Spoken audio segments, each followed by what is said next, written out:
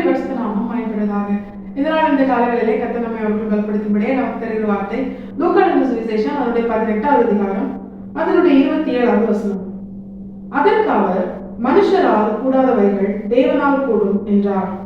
கர்த்தருடைய பரிசுத்த நாமம் மகிமைப்படுவதாக. இதனால் இந்த காலங்களிலே கர்த்தர் இந்த வசனத்தை கொண்டுதான் தேவஜனங்களாகிய நம்மை அவர்களுக்குள்ளே பலப்படுத்துகிறார்.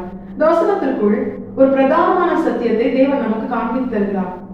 நாம் இந்த சரித்திரத்திற்குள் போகாமல் இதை ஆவிக்குரிய அர்த்தமாய் தியானித்தோமேயானால், மனுஷனாலே கூடாதவைகள் தேவனால் கூடும்.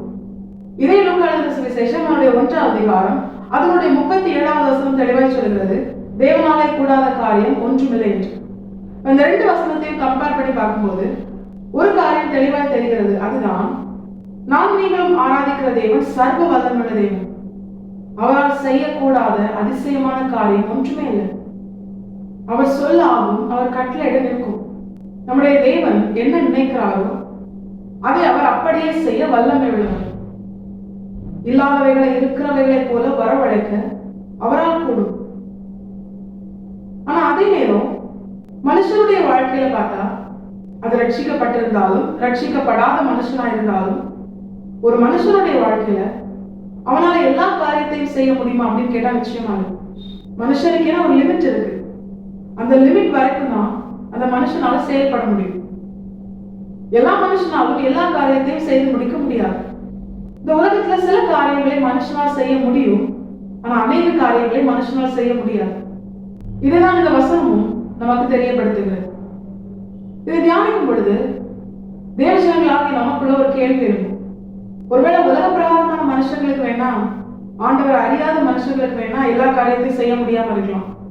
ஆனா நானும் நீங்களும் ஒன்றான மெய் தேவனை, சர்வ வல்லமுள்ள தேவனை, வானத்தையும் பூமியும் உண்டாக்கினவரை ஆராதிக்கிற தேவ ஜனங்களா இருக்கிறதுனால, உண்மையான தேவன் யார் என்பதை அறிந்திருக்கிறதுனால, நம்முடைய வாழ்க்கையில நம்மால் எல்லா காரியத்தையும் செய்ய முடியும் என்கிற ஒரு நம்பிக்கை, ஒரு விசுவாசம் நமக்குள்ள இயல்பாகவே இருக்கும்.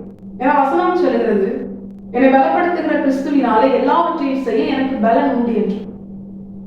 கர்த்தரும் அதைதான் தேவஜனங்களாகி நமக்கு தெரியப்படுத்துகிறார். ஆனா இதுல இன்னொரு காரியமும் தேவஜனங்களாகி நமக்கு கர்த்தர் எச்சரித்து உணர்த்துகிறார். என்னை பலப்படுத்துகிற கிறிஸ்துவினாலே எல்லாவற்றையும் செய்ய எனக்கு பலன் உண்டு என்று தேவஜனங்களாகி நாம் உணர்ந்து, தேவஜனங்களாகி நம்முடைய வாழ்க்கையில சாத்தியம் இல்லாத காரியங்களும் நம்முடைய தேவன் நினைத்தால் சாத்தியம் ஆகும் என்று நாம் அறிந்திருக்க வேண்டும். ஆனா அநேகருடைய வாழ்க்கையில தேவனை அறிந்தும் அவரை ஆராதித்தும் அநேக காரியங்கள் அவருடைய வாழ்க்கையில் சாத்தியம் இல்லாமல் போனதற்கு என்ன காரணம்? அதற்கான பதிலாகத்தான் கர்த்தர் இன்று நம்மோடு கூட பேசுகிறார்.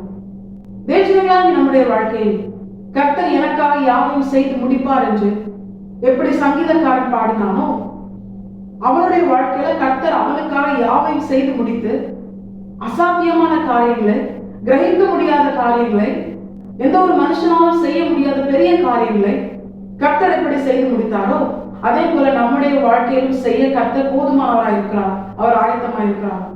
அதனால்தான் கர்த்தர் நம்மோடு கூட பேசி உணர்த்துகிறார். அப்படி இருந்தும் கர்த்தர் ஆயத்தமாக விருப்பமாக இருந்தும் ஏன் தேவஜனங்களாகி நம்முடைய வாழ்க்கையில சாதாரண காரியங்கள் கூட, நம்மால் செய்ய முடிந்த காரியங்கள் கூட இன்னும் வாய்க்காமல் போகிறது? அதற்கான பதில் தான் இங்கே வசனம் சொல்லுகிறது, மனுஷனால் இது கூடாதுதான் தேவனால் எல்லாம் கூடும். ஒரு காரியம் தெளிவாய் தெரிகிறது. எந்த ஒரு காரியத்தை மனுஷனுடைய பலத்தினால் செய்ய முடியவில்லையோ அந்த காரியத்திலே தேவனுடைய பலன் விளங்கும். தேவன் சோம்பேறிக்கு அவர் உதவி செய்ய மாட்டார். ஒரு மனுஷன் தன்னுடைய வாழ்க்கையில சோம்பலாய் தன்னுடைய கிரியைகள் எல்லாவற்றையும் நடப்பித்தால், தனக்கென தேவன் நியமித்த காரியங்களை செய்து முடிக்காமல் அவன் அதை பாதியிலே விட்டுவிட்டால், அவனுடைய வாழ்க்கையில அவனுக்கென கர்த்தர் நியமித்த அசாத்தியமான காரியங்களை கர்த்தர் செய்ய மாட்டார். அதனால்தான் பவுல் சொல்றாரு, நல்ல போராட்டத்தை போராடினேன், ஓட்டத்தை முடித்தேன், விசுவாசத்தை காத்துக் கொண்டேன். பவுலுக்கென ஒரு போராட்டத்தை, பவுலுக்கென ஒரு ஓட்டத்தை கர்த்தர் நியமித்திருந்தார். அதனால்தான் வேதத்தில் சொல்லப்பட்ட எல்லா பரிசுத்தவங்களுடைய வாழ்க்கையிலும் கர்த்தர் அவர்கள் செய்யும்படியாய் சில காரியங்களை அவர்களுக்கு நியமித்து கொடுப்பார். ஆபிரகாமின் வாழ்க்கையில பார்க்கலாம். ஆபிரகாமின் வாழ்க்கை துவங்கி ஆதியாகமம் துவங்கி வெளிப்படுத்தின விசேஷம் வரைக்கும் மனுஷர்களுக்கு என, தேவ ஜனங்களுக்கு என, தேவ பிள்ளைகளுக்கு என கர்த்தர் நியமித்த சில வேலைகளை அவர்கள் செய்யும்படியாய் கர்த்தர் அவர்களுக்கு தெரியப்படுத்துவார். அதன் பிற்பாடுதான் தேவ ஜனத்தினால் செய்ய முடியாத அசாத்தியமான காரியங்களை கர்த்தர் அவர்கள் வாழ்க்கையில் செய்து முடித்து தம்முடையவர்களை உயர்த்தி அவர்கள் வாழ்க்கையில கர்த்தர் மகிமைப்படுவார். மோசையை பார்த்து ஆண்டவர் சொல்றாரு, நீ கோலை நீட்டி சமுத்திரத்தை பிளந்து விடு என்று. இதுல மோசையால கோலை மட்டும் தான் என்ன பண்ண முடியும்? நீட்ட முடியும், சமுத்திரத்தை பிளக்க முடியாது. இப்படி கர்த்தர் தேவ பிள்ளையின் வாழ்க்கையில அவர்கள் செய்யும்படியாய் சில காரியங்களை அவர்களுக்கு தெரியப்படுத்தி அதன் பிற்பாடு அவர்களால் செய்ய முடியாத காரியத்தை தாமே அவர்களுக்காக செய்கிறதின் நோக்கம் என்ன தெரியுமா? ஒரு தேவ பிள்ளை தன்னால் செய்ய முடியாத காரியத்தை தனக்காக கர்த்தர் செய்வார் என்று கர்த்தரை விசுவாசித்து தான் செய்யும்படியாக கர்த்தர் தனக்கு கற்பித்த காரியங்களை அவன் செய்யும் பொழுது அவன் கர்த்தருடைய வார்த்தையை கனப்படுத்துகிறான். அவன் கர்த்தருடைய வார்த்தையை முழு இருதயத்தோடு விசுவாசிக்கிறான். ஆண்டவர் எனக்கு கோலை உயர்த்தி பிடிக்க சொல்றார். அதன் பிற்பாடுள்ள காரியத்தை கர்த்தர் சொன்னாரே ஆனால் கர்த்தர் அதை செய்து முடிப்பார். இது எதை காண்பிக்கிறது தெரியுமா? கர்த்தர் ஒரு காரியத்தை செய்வதற்கு முன்பாக தேவ ஜனங்களாகி நாம் நம்மால் இயன்ற காரியத்தை நம்முடைய முழு பலத்தோடு முழு மனதோடு கர்த்தரால் எல்லாவற்றையும் செய்யக்கூடும் என்ற விசுவாசத்தோடு நாம் அதை செய்து முடிக்கணும். கர்த்தர் சொன்ன காரியத்தை செய்யணும். அப்படி செய்யும் பொழுது இரண்டு காரியத்தை நாம் வெளிப்படுத்துகிறோம். ஒன்று, நாம் சோம்பலாய் அசதியாயிராமல் நாம் ஜாக்கிரதையா இருக்கிறோம். கர்த்தருடைய வார்த்தை அது நம்மை நோக்கி வரும் பொழுது நாம் அதற்கு செயல்பட ஆவலா இருக்கிறோம்.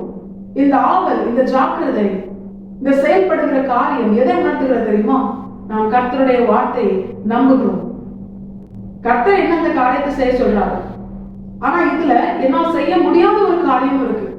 என்னால் முடிந்த காரியத்தை நான் செய்யும் பொழுது என்னால் முடியாத காரியத்தை கர்த்தரை எனக்காக செய்வார் என்று கர்த்தரை விசுவாசித்து, எனக்கு தான் இந்த காரியம் பெருசு, செய்ய முடியாது, ஆனா நான் ஆராதிக்கிற தேவன் எல்லாவற்றையும் செய்ய வல்லவர் என்று தேவஜனங்களாகிய நாம் உணர்ந்திருந்தோமேயானால் நிச்சயமாக நாம் அதை செய்து முடிப்போம். ஒரு தேவ பிள்ளை சோம்பேறித்தனமா இருப்பதை கர்த்தர் விரும்பல. கர்த்தர் அதை என்கரேஜ் பண்ண மாட்டார். அதனாலதான் உன்னால எது முடியுமோ அதை செஞ்சுதான் ஆகணும் அப்படின்னு சொல்லி ஆண்டவர் எல்லா தேவ பிள்ளைகளுக்கும் வேதத்தில் சொல்லப்பட்ட எல்லா பரிசுத்தவான்களுக்கும் அவர்கள் செய்யும்படியா அவர்களுக்கு இருக்கிற பலத்தை கொண்டு அவர்கள் செய்யும்படியா சில காரியத்தை கர்த்தர் அவர்களுக்கு தெரியப்படுத்துவார். அப்படி அவர்கள் செய்கிறார்களே ஆனால் அவர்கள் கர்த்தரை விசுவாசிக்கிறார்கள். கர்த்தருக்கு பிரியமாய் செயல்பட அவர்கள் தங்களை அர்ப்பணிப்பார்கள். இப்படிப்பட்ட ஒரு அனுபவத்தை தான் தேவஜனங்களாகிய நாம் நம்முடைய வாழ்க்கையில் வெளிப்படுத்த வேண்டும் என்று கர்த்தர் எதிர்பார்க்கிறார். இந்த இரண்டு அனுபவத்தையும் கர்த்தரை விசுவாசித்து நாம் செய்து முடிக்க தேவஜனங்களாகிய நாம் நம்மை முழுமையாக கர்த்தரை பார்த்து அர்ப்பணிப்போம். நாம் ஆராதிக்கிற தேவன் எல்லாவற்றையும் காட்டிலும் பெரியவர். தேவஜனங்களாகிய நமக்காக கிரகிக்கப்படாத பெரிய காரியங்களை நம்முடைய தேவன் நமக்காக செய்து முடிப்பது அதிக நிச்சயம். தேவஜனங்களாகிய நாம் இதே வந்தவர்களால் தோசத்துக்கு கீழ்ப்படிந்து வாழ நாம் நம்மை முழுமையாக கர்த்தரை பார்த்து அர்ப்பணிப்போம்.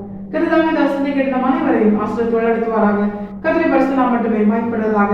மாரநாதா, இயேசு வருகிறார், ஆயத்தமாகவும் ஆயத்தப்படுத்துவோம். ஆமென்.